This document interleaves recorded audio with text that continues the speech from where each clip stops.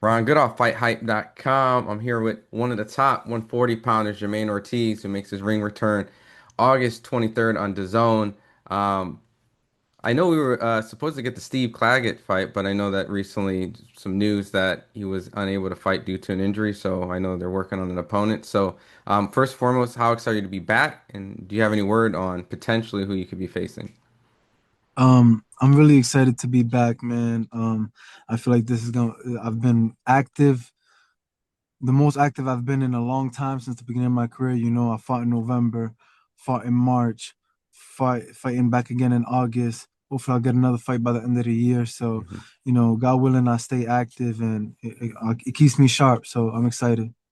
You know, with the opponent, Steve was supposed to be like an active fighter, throw a lot of punches and things like that. Are you a little disappointed that it's not him? Because I know that he has a pretty good track record of fighting good guys. I know that, he's only been stopped once, but was that a type of guy that you wanted to fight, high I endurance? think I think I think it was a great fight. I think he's ranked 11 in the WBC ahead of me, which I'm number 12 in the WBC, and very high volume puncher. I think he was gonna bring out the best out of me, Mhm. in one way or the other, with his high volume, with his power, and just it was gonna be a great fight for MVP card, especially their first one that they're trying to do. I think it was gonna be one that was gonna be able to separate me from Teofimo because we have a common opponent in Teofimo Lopez, and my goal was to just separate us by the Mhm. way how he fought him versus how I fought him. Yeah. Going back to that fight with you and Tio, I mean, there was a lot of people that had different opinions on the fact that some people thought Tio won. A lot of people thought that you won. It was a style clash where it seemed like, when you were boxing, people thought it was effective. Some people considered it, running. I know it's two narratives, but when you look back at to that fight, do you see yourself facing him again? And if so, I mean, would it be something similar and something more obvious that, because I know that it probably frustrates you because I know you were so close to winning that title. Yeah, I think I do see myself facing him again eventually, when I become world champion and we'll eventually have to unify. If he moves up, I'll move up, become world champion, and I'll chase him down. I'll Hmm. chase him down if that's what I have to do. And for the fight, I don't think it'll be similar, I want to make it different so people can remember the second fight and not relate it to the first fight. So I'll beat his ass down if that's what they want to see. They can see that I outclassed him, made him look like a clown, and I outboxed him. And the second time around, I'll beat him down and show him I could fight somebody any way I want and beat him any way I want. There was another opponent that I know that when you were active on Top Rank and Shakur was active on Top Rank, like you guys were potentially a fight away here or there, and it just never happened. But he's talking about wanting to fight Tio. Tio was talking about wanting to fight him. You wanted to, fight Shakur, and obviously you want to fight Tio again. So if that fight happens, I mean, I'm sure you'd rather have the winner of the two. So, I mean, who do Yeah, you think wins that fight? I mean, do you think I Shakur will I be think able to? I think Shakur would win. Mhm. Yeah, we know Shakur's a great boxer, and we just seen what I did to Teofimo, so I think Shakur will be able to box him out easily. Do you think that's kind of like his kryptonite? Because, people thought Sandor Martin won. People thought that you won. Virtually, it seems like the come forward fighters he looks better at. So is that Yeah. kind of what it is? That style that you and Shakur have that? Probably, yeah. He doesn't do well too. He doesn't do too good with it compared to his history, and that's what we look at history, right? Mhm. History tends to repeat itself. Yeah. Well, I mean, then I gotta ask then because in the amateurs, you're a boxer. Richardson Hitchens is a boxer.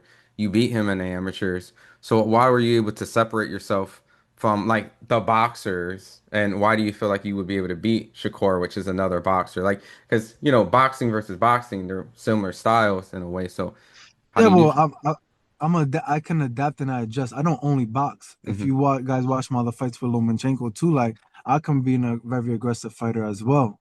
My Yeah. fight against Adorno, I was a very aggressive fighter. Um, Jamel Herring, my last fight, like I'm a come forward fighter naturally. If you guys watch me, Hmm. I could just box whenever I want to box too. So I can adapt. If I know Shakur doesn't come forward and he's not that forward fighter, so I wouldn't plan on boxing and somebody who just only boxes. Yeah. In that fight, he would be the box and I'll be the aggressor. That's just naturally how it would go. Um, and in that sense, I'll still be able to kick his ass because I'm just a great fighter and a great boxer too. Hmm. How important? I mean, I know this is the most cliche question, but like, how important is it to be able to fight two styles? But when do you know when to adapt? Essentially, when to kick in? All right, I'm in boxer mode and I'm in aggressor mode. It just comes all in one, it's in sync. It's just all part of my identity as a Hmm. fighter. It's all in one. I'm not one or the other. I'm both in one, and that's what's so confusing about me. That's why a lot of these guys don't want to fight me. They don't know which one they're gonna get. Hmm. I'm a boxer, I'm a fighter, I'm orthodox, I'm southpaw. Which one you're gonna get? You don't know. You know, I'm assuming you're going up the WBC route, right? And seeing the fact that Steve was ranked higher than you, and that was kind of to obviously bump you up there. But I mean, is there a particular champion or a certain belt that sticks out a little bit more? Um, I wouldn't say a specific bout. I am defending the WBA regional title. Um, so that can be a route. I'm ranked highest on the IBF, so Richardson Hitchens can be a route. In all reality, I'm going for title, whichever organization gives me that title shot first. Hmm. Would it be kind of interesting if you and Hitchens fought again? I'm sure he would want to try to right us Yeah. wrong. Yeah, of course he would, so I think it will be interesting. With the idea of you being at 140, and I only hear people screaming out like, "I want to fight Jamaine Ortiz." It's kind of been kind of part of your career, right?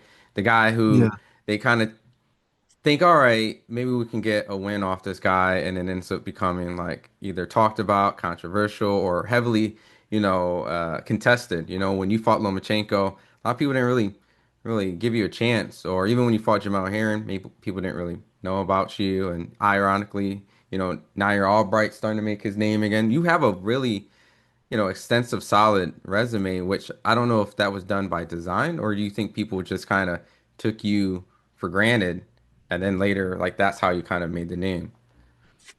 It's mainly for that. People didn't know who I was. I was kind of kept under the radar and people was like, we could get a win off of this guy. Mhm. I always came in as the B side and for the most part try to come out on top. So how do you get it? Like, do you have to get it old school? Do they gotta push the mandatory? Does like is that I how think it? I think that's the only way right now for me to get a title shot is I gotta be pushed to get into the mandatory position and then for the champion to fight me because ain't nobody just gonna want to pick and choose me to fight. Hmm. They're not gonna choose to fight me out of all the options that they have when they can find somebody who can fight one style and they can practice and train for a specific style. If it's a come forward fighter, if it's a mid range fighter, if it's a long range fighter, if it's a righty or a southpaw, they can be fixated on a game plan for a specific fighter. With me, they're gonna be breaking their neck. They're not gonna know where to look and where to go. Hmm. With that, hopefully the sanctioning bodies does the right thing, right? If you make it into that position, but if politics get in the way, a lot of games get involved. Dare I say, like, would you ever consider going to 147? Like, does that even cross your mind? That. Yeah, eventually my goal is eventually I'll go up, Hmm. I'll grow up. I feel like I could compete with the 147s too. I just want a world title at 140, Hmm. defend it, and then I'll go up to 147, meet them guys again, find Devin Haney, find Teal there, and we'll just work up, world championship, defend, move up, world championship, defend, move up.